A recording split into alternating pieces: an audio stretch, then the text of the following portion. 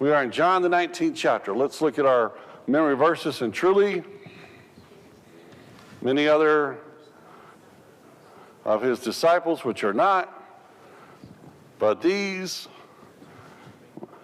life and Jesus is the Christ. Ooh, I nearly messed it up. The Son of God, and that, believing you might have life in his name. Very good. I know we canceled services canceled Bible class last week because I couldn't be here. Or maybe it was the weather. Probably the weather. So I appreciate y'all laughing at that. That was a joke. So, okay. We canceled because of the weather. We didn't cancel because Cody couldn't do Bible class. Okay. But John 20, 30, and 31. Let's do the next one. With though he, so many in there, still they were in him. Okay, John 12, 37. Okay, and once again, we have brought up this idea ad nauseum because I want you to get the idea that that's what John is focused on. So when we get into John 19 here, as we've been looking at John 18, 19, and then we'll look at 20 and 21, what we will see is that John doesn't put some of the emphasis that Luke does. Luke, one of my little pet peeves is when we call Luke a doctor. I know he was a doctor, okay, I get it, but he wasn't a doctor, like he didn't go to Johns Hopkins, okay? He was at best a herbologist, all right? Probably he was schooled in the medical techniques of that day. But John looks at things, Luke looks at things differently and looks at different aspects of the crucifixion story than John does. John is focused on this area right here. Do you remember what Luke, one of the key words to talking about Luke is what word? Do you remember? It's in the first part of Luke and in the first part of Acts. He was a what?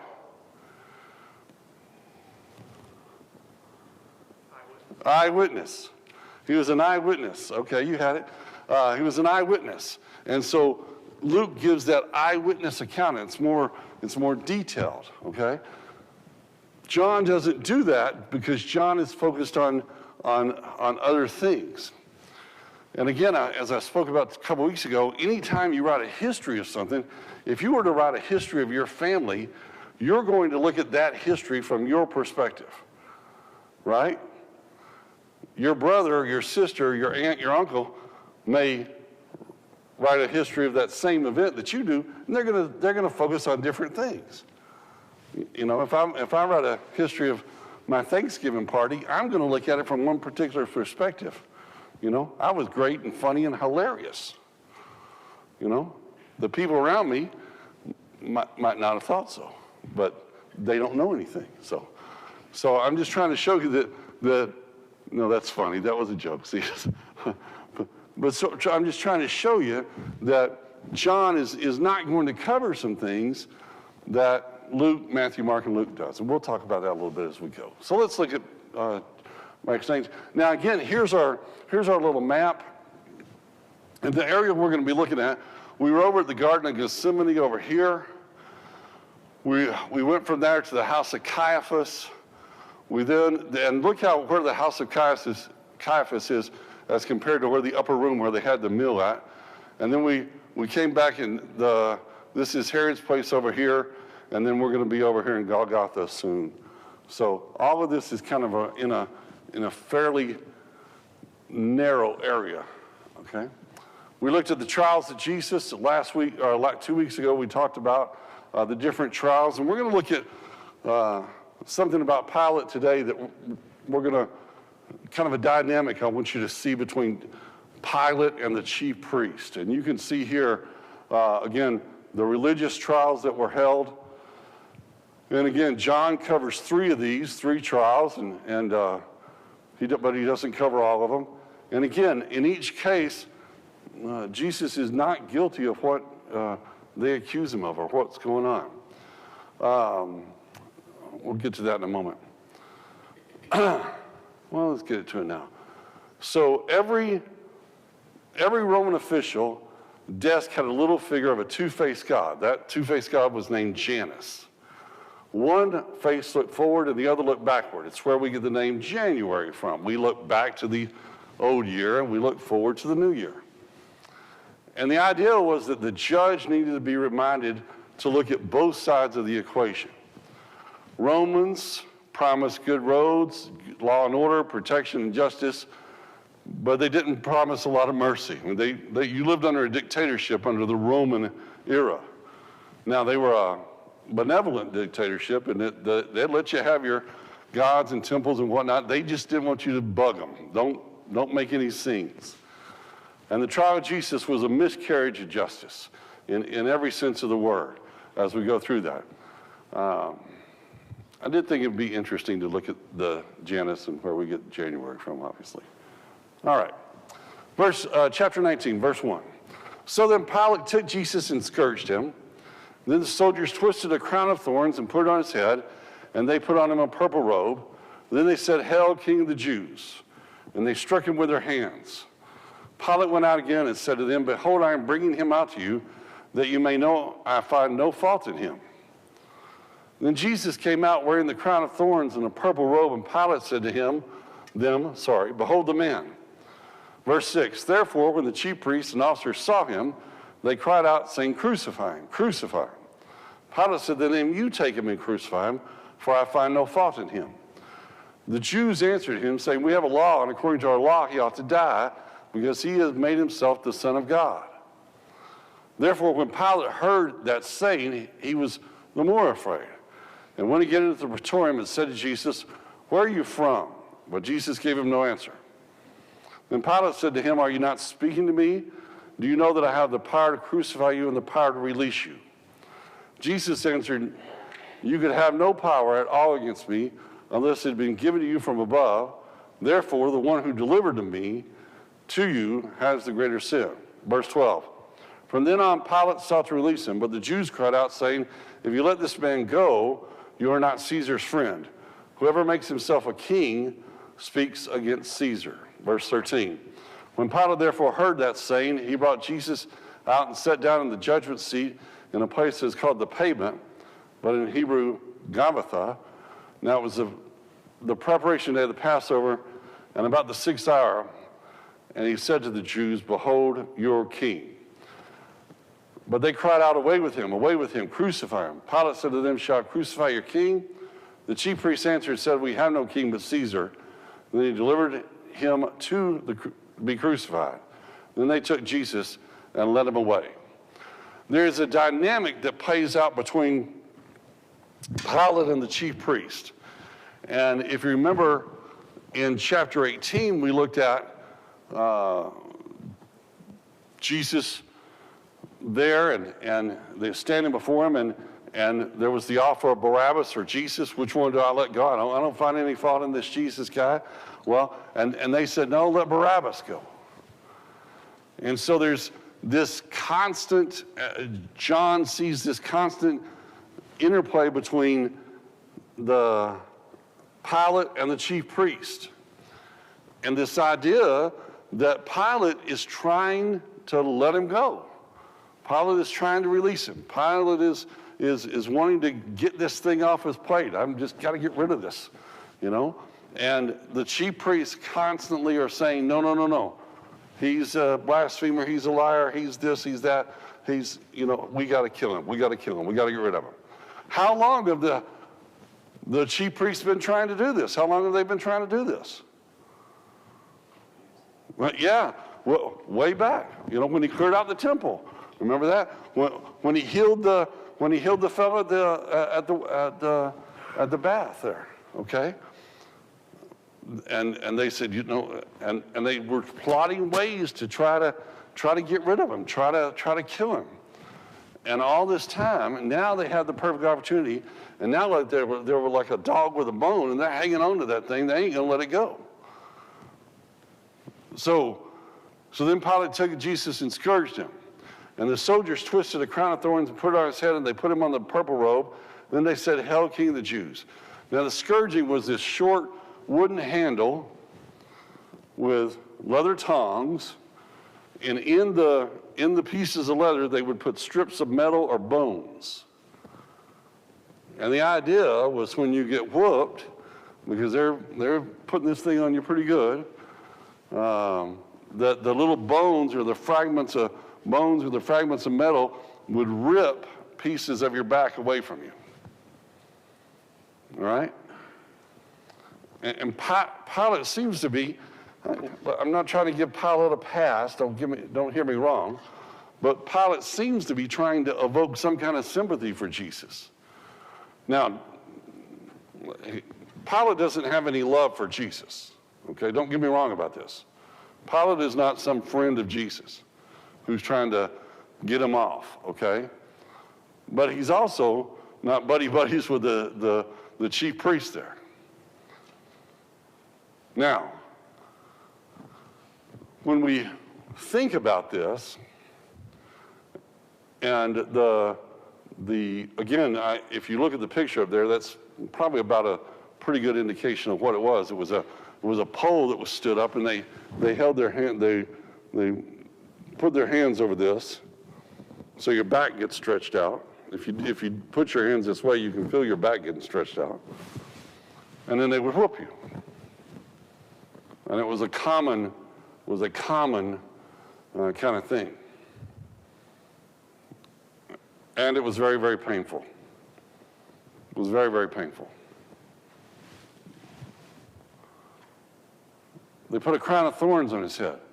These were spikes from a date palm. They formed into an imitation crown. And it was meant to mock. They called him the King of the Jews. The robe they put on was a robe that was designed for royalty. Hebrews 10:19-20 says, "Therefore, brethren, having boldness to enter the holiness by the blood of Jesus, by a new and living way which he consecrated for us through the veil, that is the flesh." We oftentimes, there's a psychological term called the Mandela effect. And the Mandela effect is when you remember something, but you don't remember it correctly. It gets in, we call it the zeitgeist. It gets into everybody's thinking, and it's the way everybody remembers it. We like to think of Jesus, up on the cross with his hands in the, nails in his hands and his feet, and his body pristinely covered in, oil or something, and the poor side being, and that's kind of the blood that he shed was just from the side there and maybe from his hands and all that. Not even close. He was covered in blood. If you can imagine, by this time his back is shredded. It hurts to put a clothes on. If you've ever had a cut or something, you tried to put something on your body or on that cut, it hurts. Listen, they didn't put the crown of thorns on him sweetly. They jammed it into his head.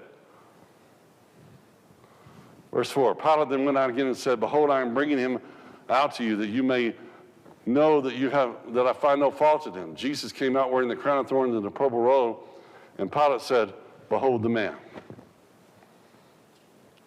That picture I have up there is probably, and as I said, our common picture is one of an angelic face, suffering Jesus is not only inaccurate, but in some ways it's both dishonest and disrespectful. Because what Jesus went through, just through this little time period, he was bruised, he was swollen, bleeding, seemingly he showed no threat. And Pilate, mocking him, says, here's your king. There's your king. Look at that. Pilate seems to be, again, I'm no fan of Pilate, but he seems to be trying to affect some kind of release for Jesus or sympathy for him. And how do they react? Therefore, when the chief priests and officers saw him, they cried out saying, "Crucify him, crucify him." Beating him is not enough. Humiliating him is not enough. Oh no. Oh no. We want him dead. Now, how much hate do you have towards somebody or something to say beating them, making them look like this is not our objective? We're not going to be happy until they're dead. And Pilate said to them, you take him and crucify him. I find no fault in him. The pronouns you and him have an emphatic force, indicating Pilate's disgust at their callousness. Now here's the real question. Could Pilate have arbitrarily released Jesus? Yeah. Pilate could have called the Roman legions, and said, all right, fellas, clear this crowd out. This guy ain't done nothing wrong. Get rid of these people. Break this crowd up. Make them go home. Jesus, get out of here. And he didn't.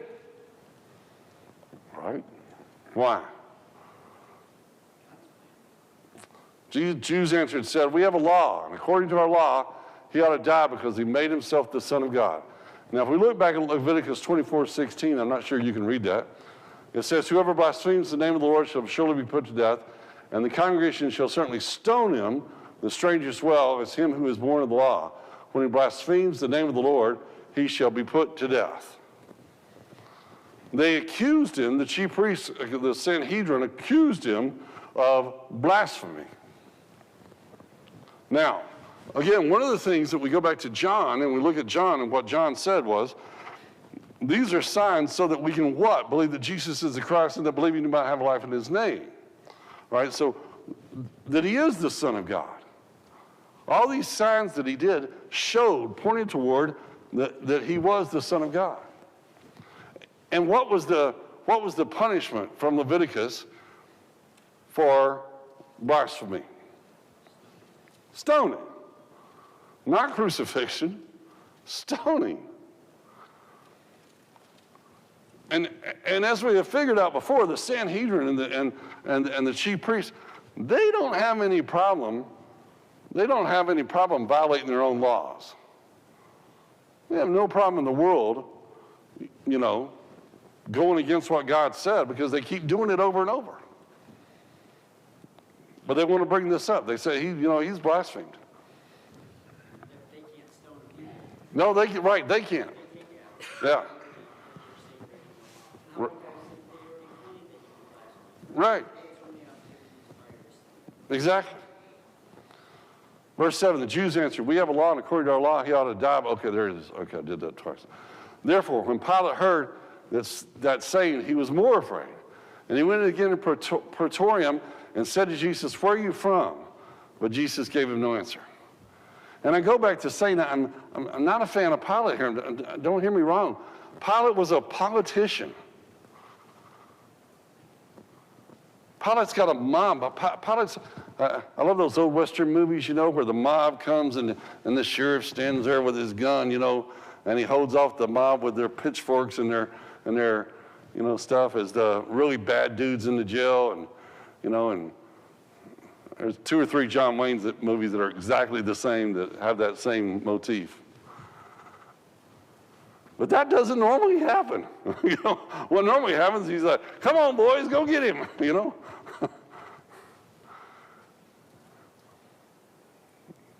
And Pilate's the same way. He's a politician. Not to say every politician is bad, but there's got to be one good one out there somewhere. And he was probably a little bit superstitious. Matthew, Mark, Luke tells us about his wife's dream. Okay, David Litzkin noted his silence was answer enough, that if he did not make that claim, he certainly would have denied it.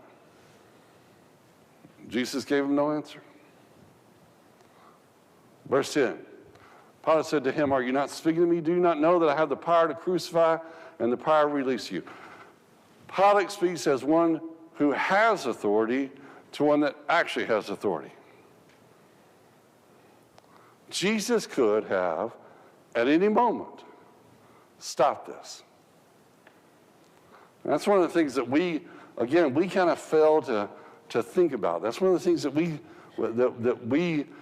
fail to fully grasp, I think, is at any moment Jesus could have said, all right, enough of this. He could have called 10,000 angels, or he could have just walked through the crowd and wound up on the other side of the Sea of Galilee. He had done that before. Jesus answered, you could have no power at all against me unless it had been given to you from above. Therefore, the one who is delivered to me, to you has the greater sin. Romans 13:1 tells us, let every soul be subject to the governing authorities, for there is no authority except from God, and the authorities that exist are appointed by God. We have an obligation as Christians to live under the rules of our country, as long as they don't go against God's word. People, when we bring this up sometimes, well, what about Hitler? Well, Hitler was going against God's word, don't you think? Killing extra people, killing people. Okay. I may not like our present government, but I still got to pay my taxes. Go ahead.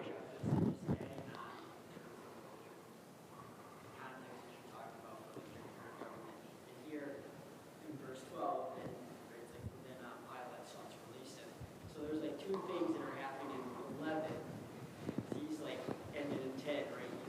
Pilate saying, listen, talk to me, just talk to me. Let me technically threaten you. Like, this is why you should talk to me. He doesn't get an answer. Then finally Christ says, wait a minute. Just remember where your power comes from.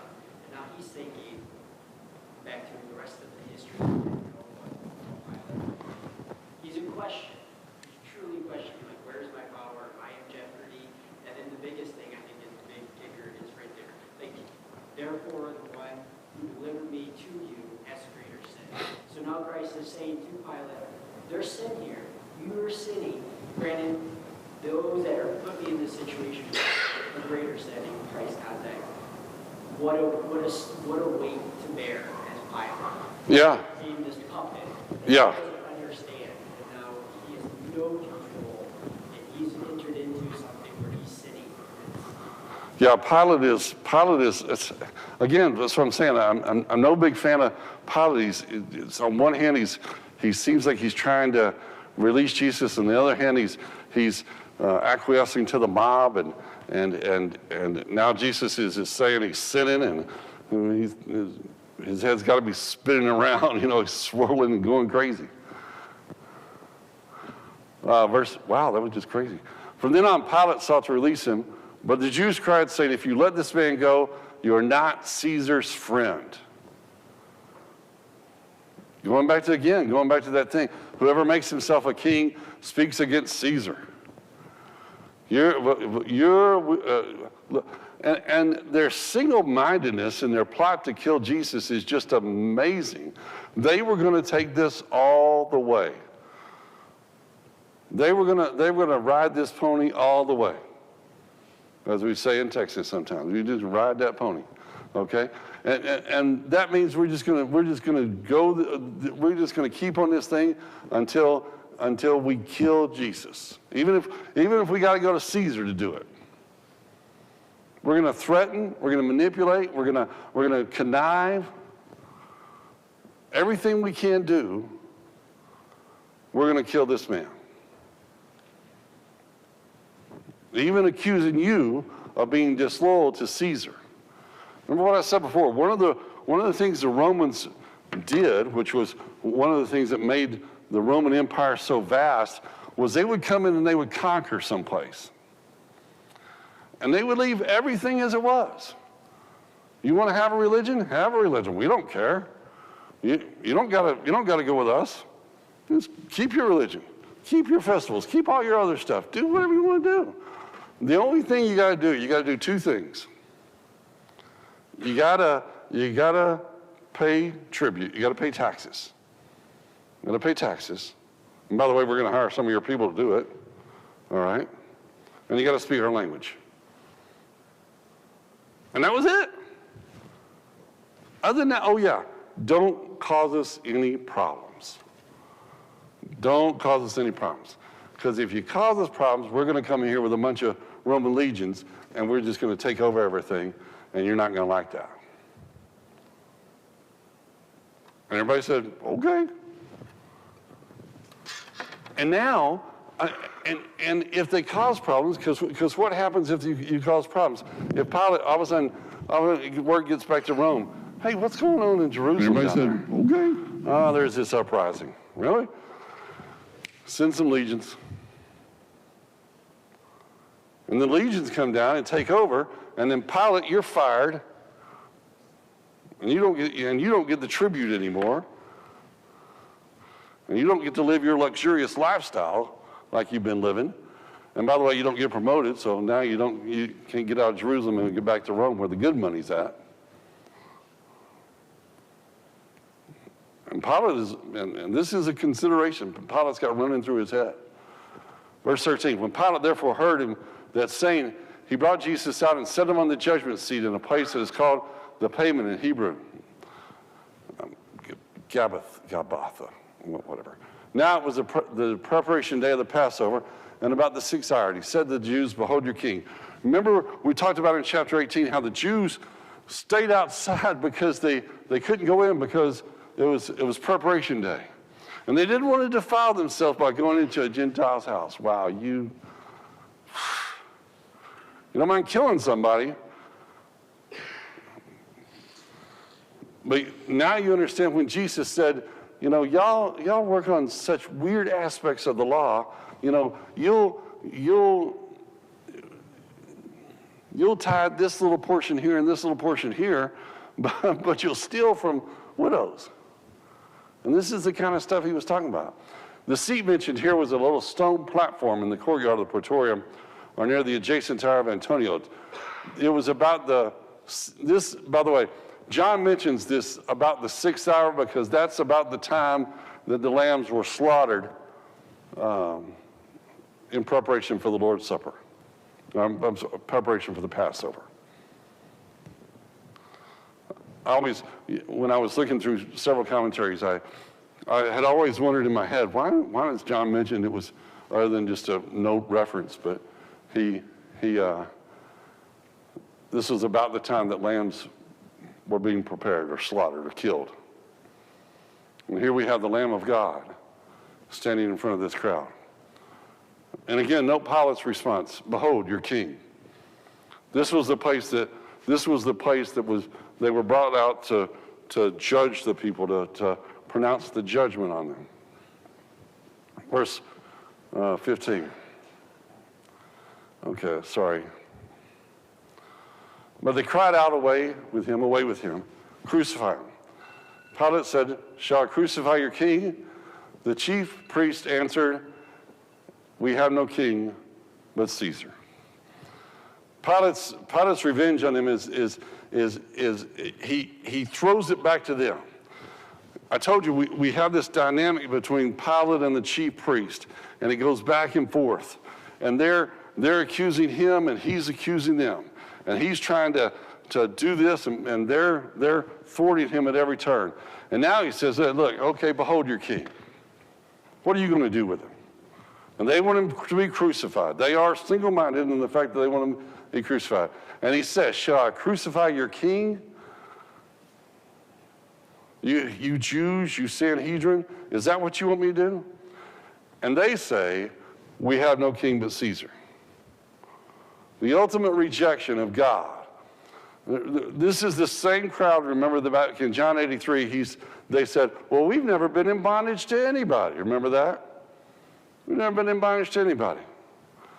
What was the problem? What was the problem in the Old Testament with when they transitioned from the judges to the kings? Do you remember that? Well, what did God tell them about what the kings would do?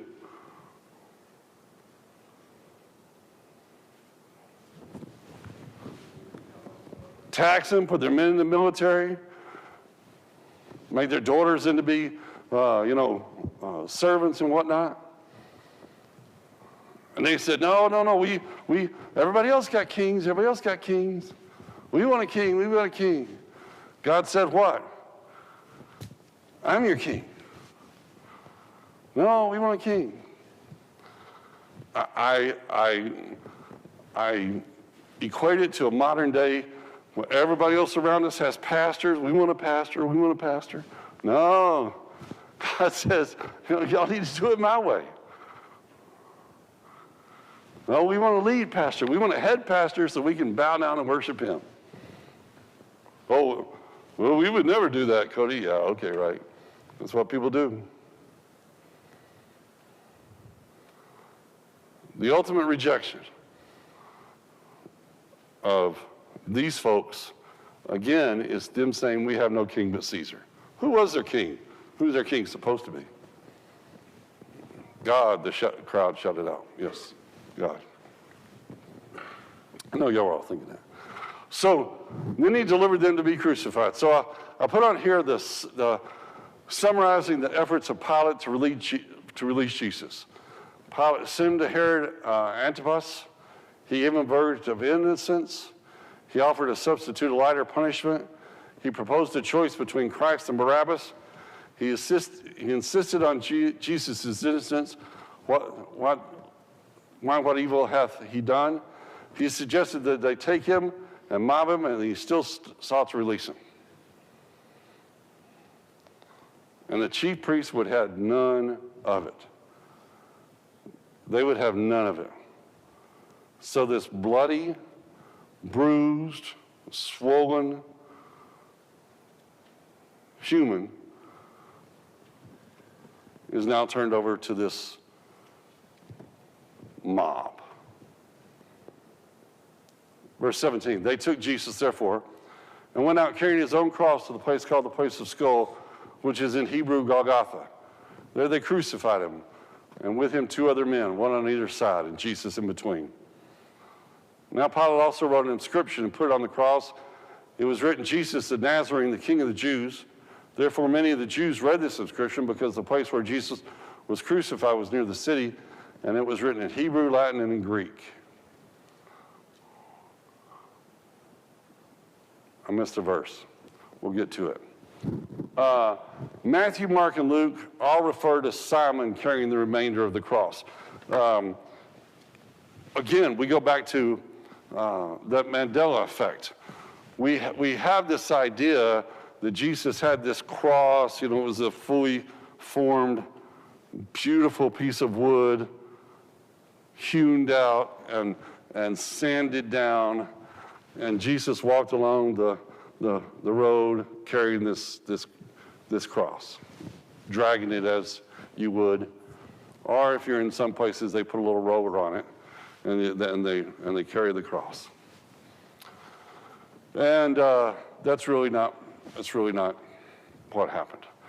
There was a beam that they put on the shoulder of the person getting crucified, and they carried their beam, and it was a very heavy beam. You can imagine if your back's already been whooped and scourged, and you're trying to carry this beam, how troublesome that would be.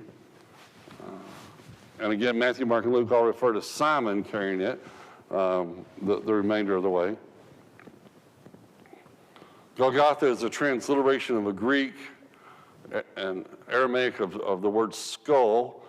Skull was a place that either looked like, where the place looked like a skull, or possibly it was a place where there were just a lot of skulls from dead people.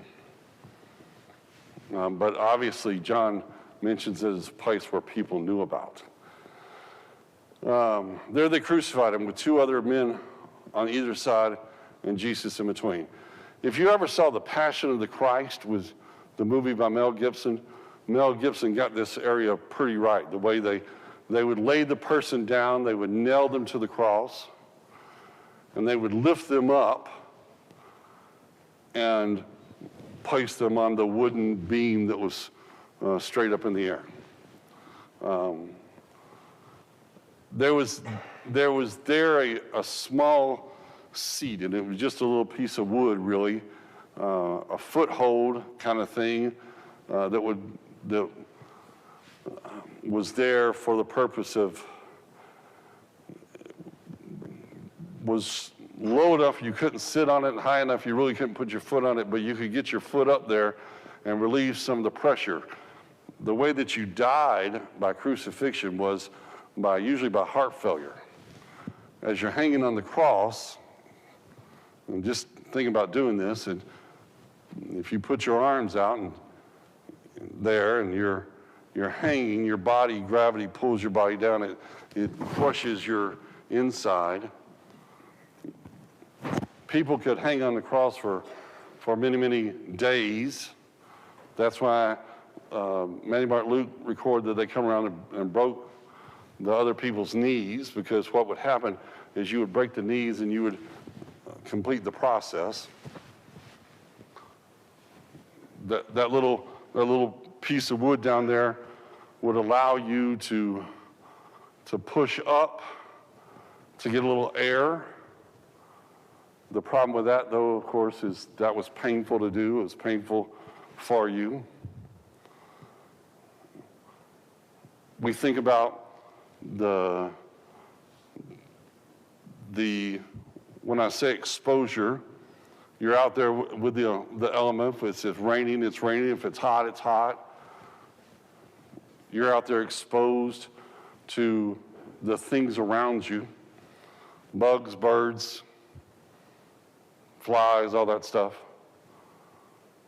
And you can again, you're already in a lot of pain from the nails being driven into your hands, and usually somewhere in this region of your body, as same thing with the feet.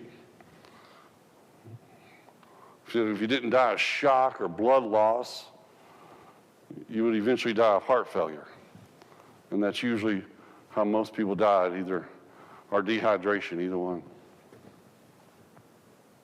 It was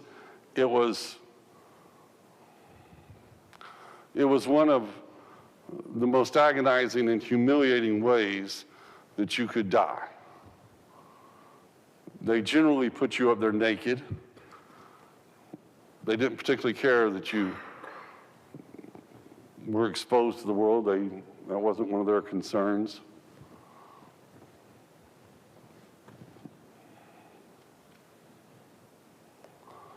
Pilate also wrote an inscription and put it on the cross. It was written, "Jesus the Nazarene, the King of the Jews." Therefore, many of the Jews read this inscription because the place where Jesus was crucified was near it in the city. It was written in Hebrew and in Latin and in Greek. We have, Matthew says this is Jesus, the King of the Jews. Mark says the King of the Jews. Luke says this is the King of the Jews. John, Jesus the Nazareth, King of the Jews. There's no controversy about some people in their efforts to pick on the Bible or try to nitpick certain little things, point to this particular thing and say, see, the gospel writers, they got it all wrong, and if this is wrong, everything else is wrong. Well, that's ridiculous for one thing, because the message is exactly the same. There's a universal nature of the language. The Greek was the common language. That was going back to Alexander the Great. Alexander the Great made Greek the common language for everybody, and Greek was the common language that everybody spoke. It was sort of, think about it, it was sort of the English was the language of business. Hebrew was the language of the Jewish people, and Latin was the language of the Romans or the intellects. So it was written in a language, in all three languages, so that if you spoke Latin exclusively, or you spoke Hebrew exclusively, or you spoke Greek exclusively, it was up there for you to see. If you've ever seen the expression INRI, that means that's a shortened version of Jesus of Nazareth, King of the Jews. Sometimes if you see a cross scene, you will see INRI up there. And that's what that means. And I only bring that up so that you are aware of that and can be. So because I forget that every time. So the chief priests of the Jews were saying to him, "Do not write the King of the Jews. Rather, write what he said, I am the King of the Jews." Pilate answered, "What I have written, I've written." Pilate goes, go back to that confrontation between the chief priests and Pilate, and they're back and forth with one another, and they're like, "Don't write that." And Pilate says, "What I've written, I've written." And I put up there, it's the modern day, it is what it is. In Latin, it would be quo scripsi scripsi. The religious leaders objected to the signage because if he's the king of the Jews, that makes him the king of them. And boy, that had to burn them. That had to get under their skin. We're finally getting rid of this guy, and look at that, they're putting a sign up there. Oh, man, we can't catch a break. Finally getting rid of this guy. Next week, we'll pick up at verse 23, and the soldiers splitting the garments. Okay, but I hate doing this, but I hate putting us on a down moment before we go eat donuts, but go ahead.